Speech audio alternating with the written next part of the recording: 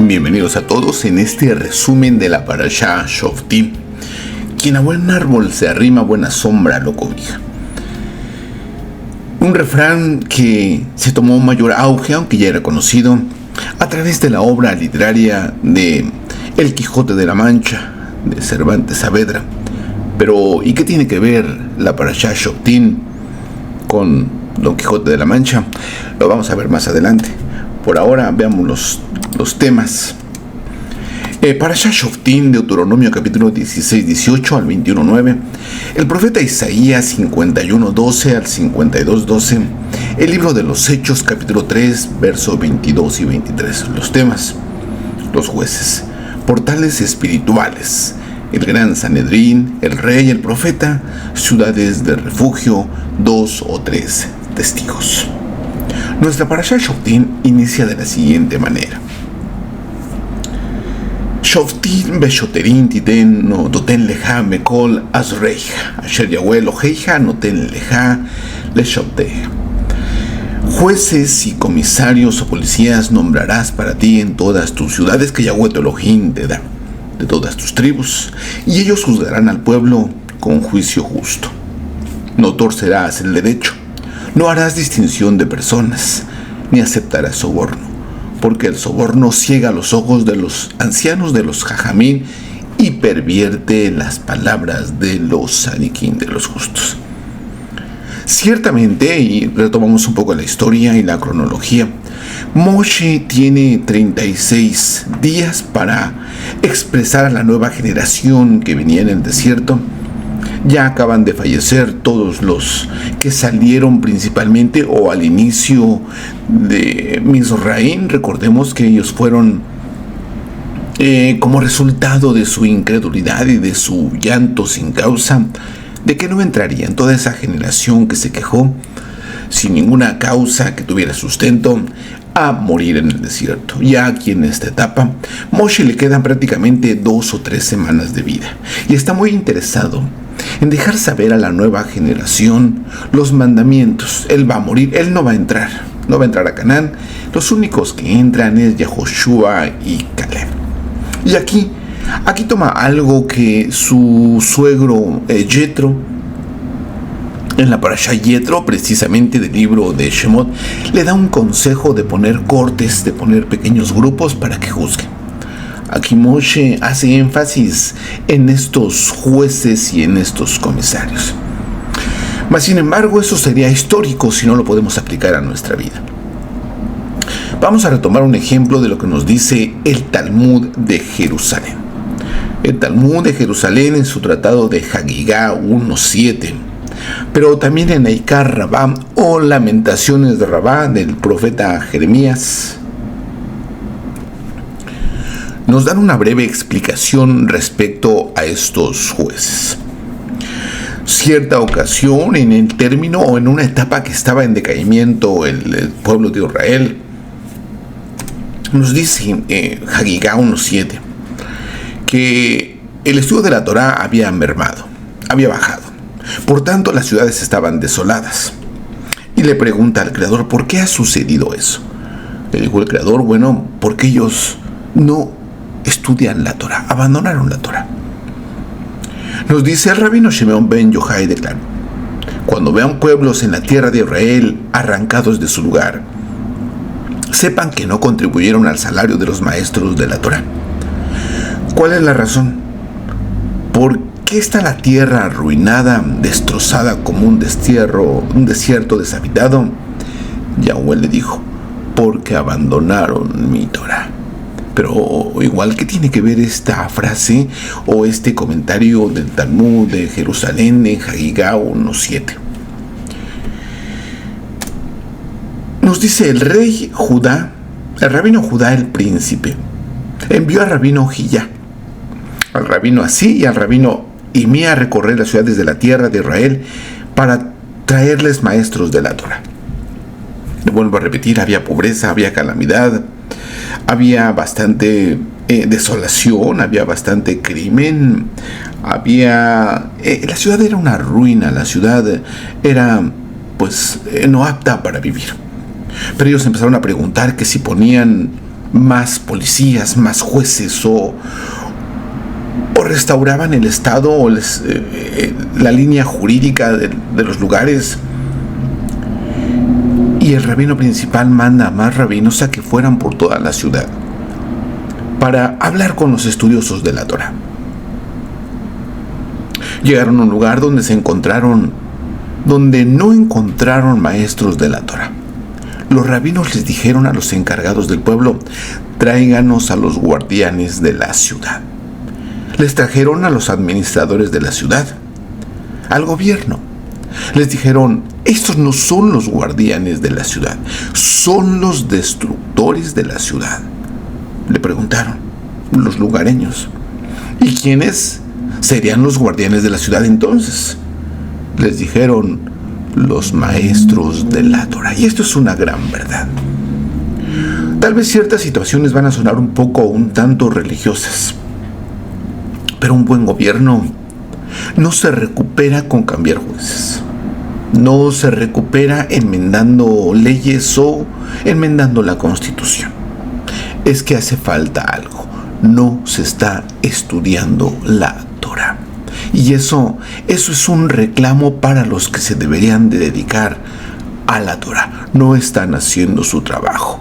Y más allá de que podamos meternos en otras líneas, de que en lugar de hacer clases de Torá se ponen a danzar, se ponen a pedir dinero y se ponen a ser ricos.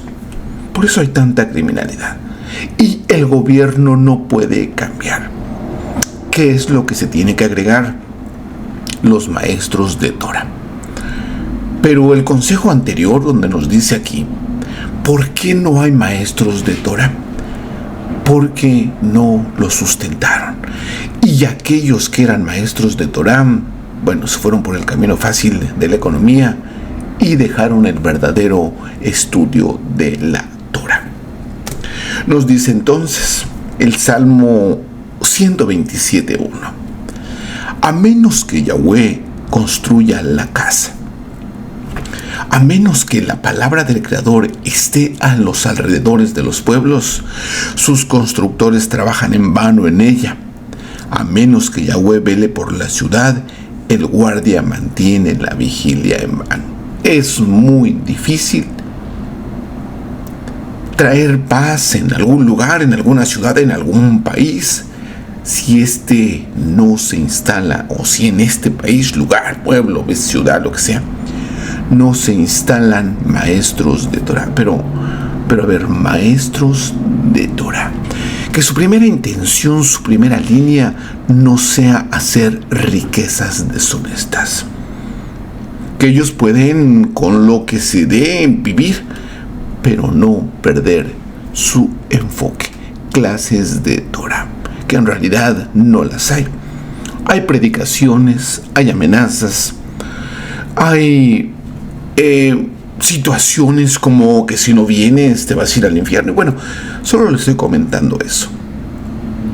Pero es en realidad que a menos que Yahweh construya la casa, que a menos que la Torá esté en los cimientos de las familias, de las ciudades, sus constructores trabajan en vano en ella.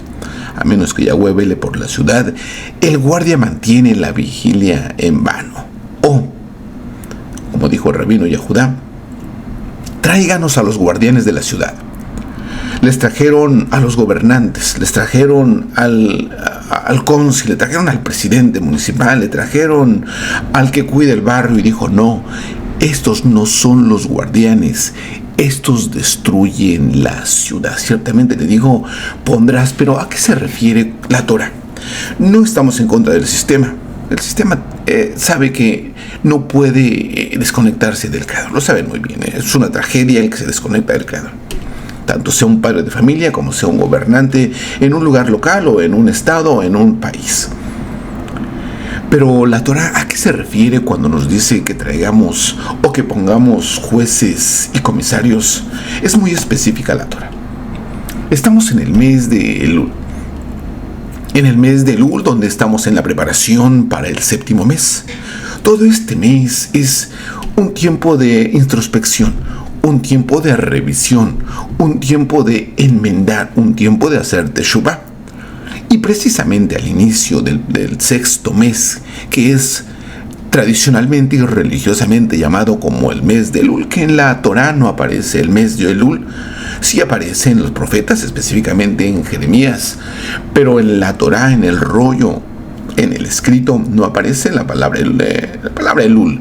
Siempre se refiere como los meses en números. Y estamos al inicio del sexto mes. En este sexto mes, lo interesante es que nos demanda o nos pide o nos insinúa la Torá que vigilemos los jueces, que pongamos jueces en nuestras puertas. ¿Y cuáles son nuestras puertas de acuerdo a la Torá? Bueno, esta sería nuestra ciudad. ¿Qué es nuestra ciudad? Nuestra conciencia. ¿Qué es lo que nosotros traemos en nuestros pensamientos? Que los vigilemos bien, que pongamos Shoftrin y Shoftim, jueces y policías. Que no dejemos entrar en nuestra conciencia cualquier personaje que pueda dañar o cualquier pensamiento que pueda dañar nuestro caminar. ¿Y cuáles son las puertas? Bueno, son nuestros oídos. ¿Qué es lo que escuchamos? No todo lo que escuchamos es bueno, pero a veces ni nos conviene escuchar, porque eso perturba la conciencia constantemente y no nos deja avanzar. Lo que vemos nosotros, nuestros ojos, pongamos buenos guardias en nuestros ojos, en las entradas de la cual pues alimenta nuestra alma, del oído, de los ojos, de las fosas nasales, y eso es con respecto a nuestra forma de actuar o nuestra forma de reaccionar. No reaccionemos con ira, reaccionemos con paciencia, pero toda esta reacción con paciencia va a ser en base a lo que tengamos en nuestra conciencia. Y también pongamos jueces y policías en la entrada de nuestra boca, que sale y que entra. La Torá entonces, en primera instancia, no es la única, pero en primera instancia nos estaría diciendo Shoftim beshoterin de ten lejabe con las reija asher Yahweh Eloheija no ten lejabe beshoftim. Pondrás jueces y policías en todas las ciudades que Yahweh tu Elohim te da, en todas las entradas. ¿Para qué? Para que no te dañen, para que no te destruyan la ciudad, como lo vimos en el ejemplo del Talmud de Jerusalén, cuando dijo, tráiganme a los jueces, y dijo, no, los jueces son los que estudian la Torá. Que nuestros oídos entren palabras de Torá, que nuestros ojos entren los secretos de la Torá, podamos discernirlos para que nuestra conciencia esté muy balanceada. Esto es una primera instancia. Por supuesto que es una forma de interpretación, no es la única. Pero de una forma literal, pues a nosotros se nos impide o estamos imposibilitados de seleccionar jueces y policías, no está en nuestras manos. Digamos, para la ciudad en la que vivimos, pero para nuestra vida, para nuestra alma, para nuestro caminar, sí que podemos poner jueces y policías en todas nuestras entradas de las ciudades que Yahweh, nuestro Elohim, nos da. Ahora, quiero pasar a otro tema, que es muy interesante, por el cual está la portada. Nos dice en el capítulo de Deuteronomio, capítulo 20, verso 19, cuando sities una ciudad durante varios días, cuando la acorrales, cuando estés dispuesto a atacarla, pero tienes que hacerla que se rindan antes de atacarla, porque así era. ¿Para qué se sitiaba una ciudad? Bueno, para llegar a un arreglo, para hacer la paz, porque al pueblo de Israel, el Creador no lo mandaba a pelear, decía, cuando vayas a enfrentarte ante un pueblo, trata primeramente de poner paz, no los destruyas. La Torá está hablando de otra manera más que pueblos que conocemos aquí en la actualidad. Cuando sities a una ciudad durante varios días, para hacerle la guerra y apoderarte de ella, no destruirás sus árboles alzando contra ella el hacha, porque de ellos podrás comer. Por lo tanto, no los cortarás, porque ¿acaso el árbol del campo es hombre para que venga contra ti en el sitio? Este tema es muy importante. Aquí podemos sacar muchas cosas, pero vamos a ver la obra que yo le mencionaba. La Torá, y específicamente el Zohar, hace una relación muy fuerte con respecto a el hombre y el árbol. En la Torá, en el Zohar, lo especifica que el hombre es como un árbol. Y específicamente y especialmente el árbol con el hombre tiene una relación muy, muy estrecha. Así como el árbol tiene raíces profundas, también los seres humanos tenemos raíces profundas. Tal vez de nuestros familiares, de costumbres, pero también tenemos ramas, también nos esparcimos y también tenemos frutos, también tenemos hijos. Somos hacia abajo y hacia arriba. Y así el Creador nos mira, de hecho nos compara con los árboles. En el Salmo 1, del 1 al 3 nos dice: Haz rey, bendecido es el hombre que sigue la Torá. Dice: y será como un árbol plantado junto a corrientes de agua, que da su fruto a su tiempo y su hoja no se marchita. En todo lo que hace, él prosperará. La Torá relaciona a un hombre con un árbol, y hay infinidad de ejemplos. Pero el ejemplo que más nos enfoca es el Adán con el árbol de la vida, que es aquí lo que nos dice el Salmo 1, del 1 al 3. El hombre o el Adán que se pega a la Torá será, o al árbol de la vida, será como un árbol plantado junto a corrientes de agua. Esas corrientes de agua es el conocimiento o la sabiduría que nos otorga la Torá, y de ella podrá vivir. Y de hecho, el hombre sin Torá es como un árbol seco. Nos insta entonces a apegarnos al árbol de la vida, en otras palabras, al conocimiento de la Torá y al consejo del Creador. Y de ahí entonces el tema que venía en la entrada, o en la portada, o al inicio. Conocemos a este gran personaje, Manuel de Cervantes Saavedra, en su obra El Quijote de la Mancha, redactado allá por los 1400, 1500, ya hace unos 500 años, que es una de las obras literarias, pues al menos en el habla hispana, una de las más fuertes, y prácticamente es necesario leerla, aunque no se entienda. Pero ¿por qué traemos esto? En una de las obras nos dice, en su obra más bien, en el capítulo 32, Sancho Panza, su escudero, su fiel escudero, él defiende el por qué acompaña a Don Quijote. Quien a buen árbol se arrima, a buena sombra le cobija. Dice: yo me he arrimado a un buen señor, ya muchos meses que ando en su compañía, y he de ser otro como él, Dios queriendo. Así lo dice Don Quijote, capítulo 32. ¿Pero a qué se refiere? Vamos a ver un poquito esta obra, que le vuelvo a repetir, una obra literaria. Muchos festivales cervantinos se hacen el honor, pero vamos a divagar un poco como lo hizo Miguel de Cervantes Saavedra en su obra El Quijote de la Mancha. ¿Y en qué divagaba? Esto se trata de que este personaje en su obra divaga y pierde la conciencia, pierde el conocimiento, o es surrealista, soñador, si se quiere llamar de ese lado. Nos dice que la causa es del poco dormir y del mucho leer. Se le secó el cerebro, de manera que vino a perder el juicio. Ahora es interesante porque empieza a escribir su obra, pero toma unos personajes que son relevantes. Pero vamos a perder el juicio, como lo hizo Miguel de Cervantes Saavedra, a ver si podemos captar lo que él pudo captar. Y entonces, si perdemos el juicio, como Miguel de Cervantes Saavedra, podremos entender algo, el porqué de algunos de sus refranes.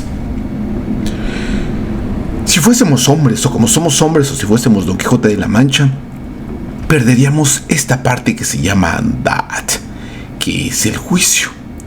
Y entonces, perder el juicio es desconectarse de nuestra relación con el Creador. Es el estar cuerdo en este sistema, es estar despegado del sistema del Creador. Seguir las enseñanzas de este sistema, seguir el juego de este sistema, es simple y llanamente estar desconectados del Creador. Porque de hecho, cuando uno se conecta al Creador, ve uno a molinos como gigantes. Ve a uno cosas raras como algo bueno. Mira a uno caballos flacos como rocinantes. Y ahí es donde aparece y empiezan a darse algunas similitudes o algunas coincidencias en la obra de Don Quijote de la Mancha.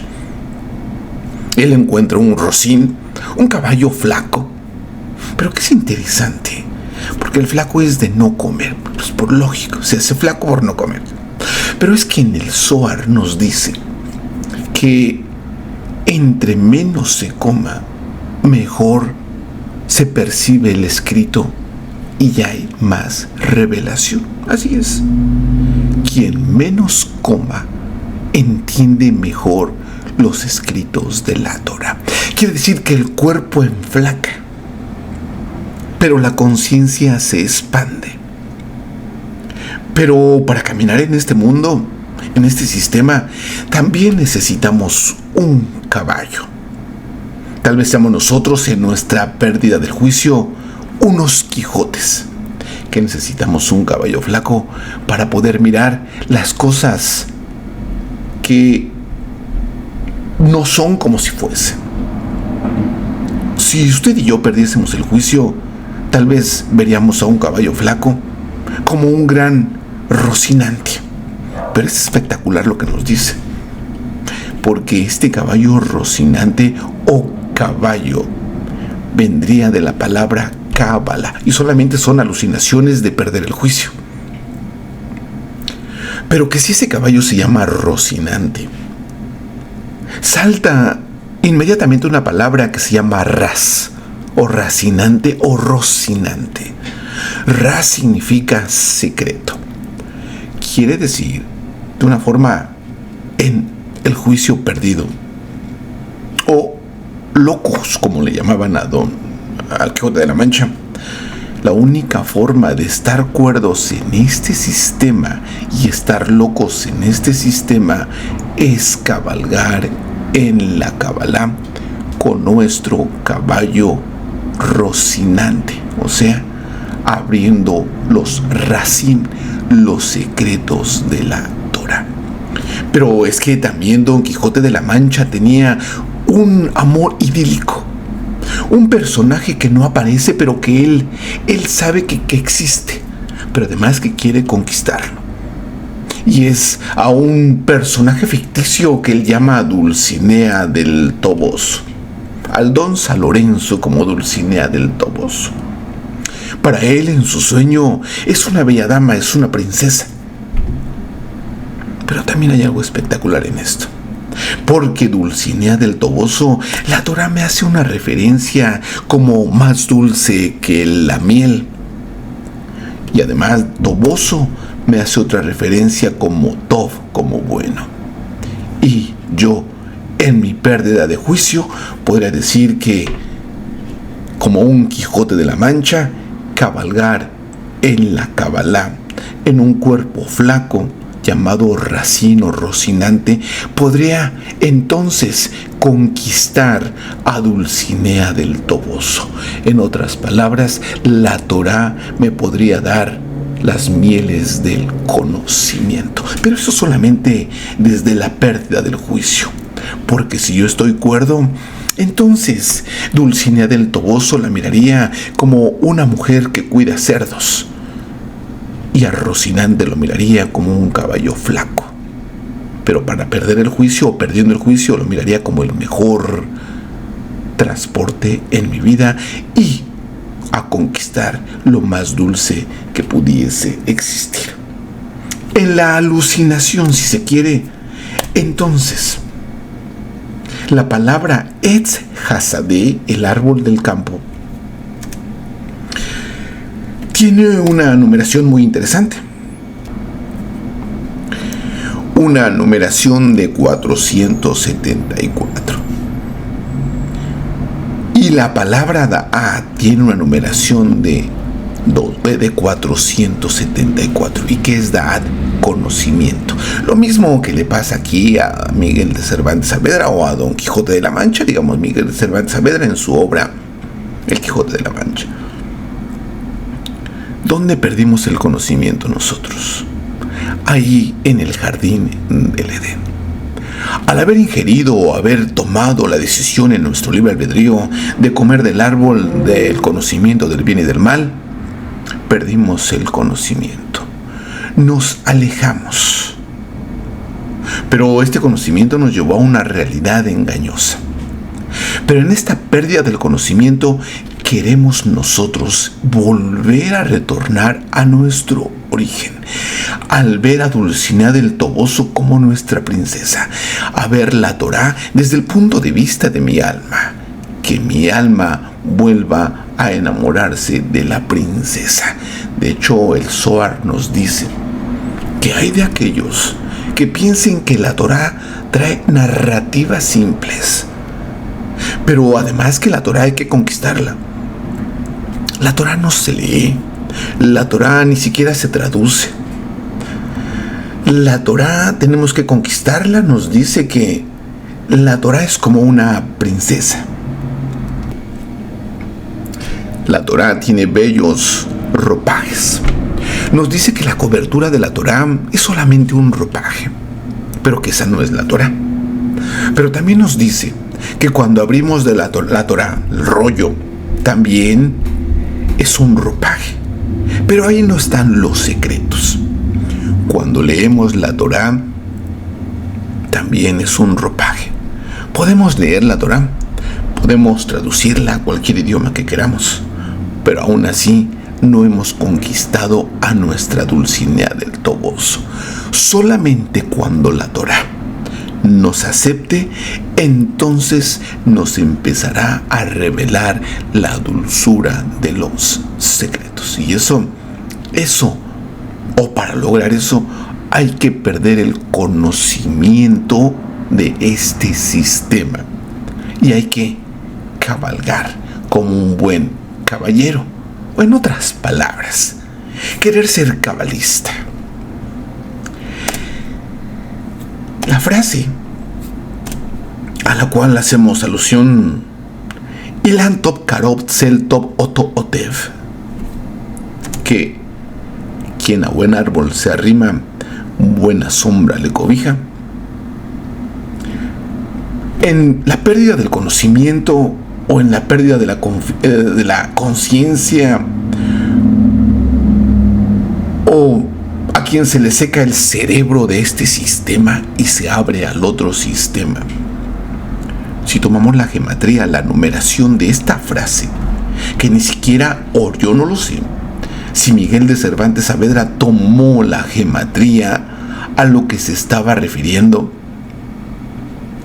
quien a buen árbol se arrima, buena sombra le cobija, tiene una numeración de 10-25. Lo que sí parece sorprendente es que en la Torá, la frase Ki Hadam es Hazadeh, la bo mapnja, ¿acaso el hombre es un árbol del campo para que sea sitiado por ti?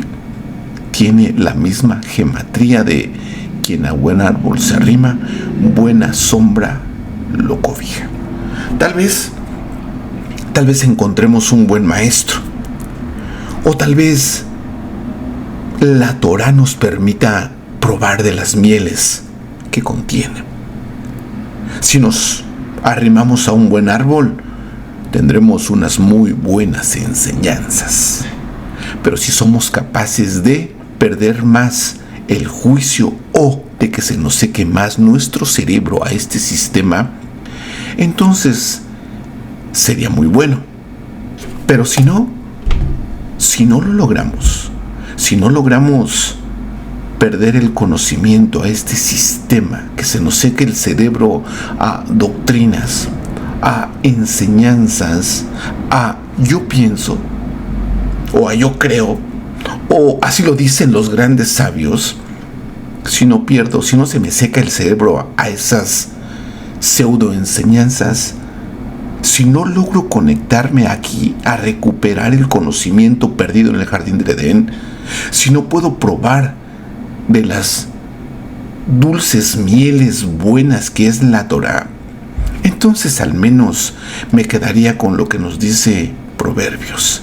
Ella, la Torá, la escrita, es un árbol de vida para aquellos que la abrazan, y quien la conserve es feliz. Si logramos cabalgar en un Rocinante flaco y luchar por nuestro amor idílico, al menos estudiémosla en nuestro breve o reducido conocimiento. Pero cabalguemos. Si por ahora es cabalgar en un burro, en un asno, como lo hacía Sancho, como un talmid, caminemos como un talmid.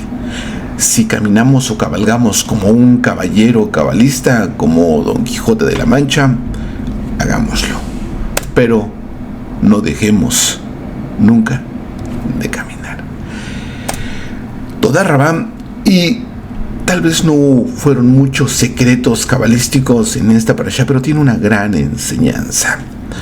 Cerremos nuestras puertas, pongamos jueces y pongamos policías, que no entre cualquier información a nuestra vida, y sobre todo que busquemos los secretos de la Torah. No son fáciles, ya sea como talmid o ya sea como maestro, ver nuestro amor idílico como la Dulcinea del Toboso. Shalom Aleichem y hasta la próxima.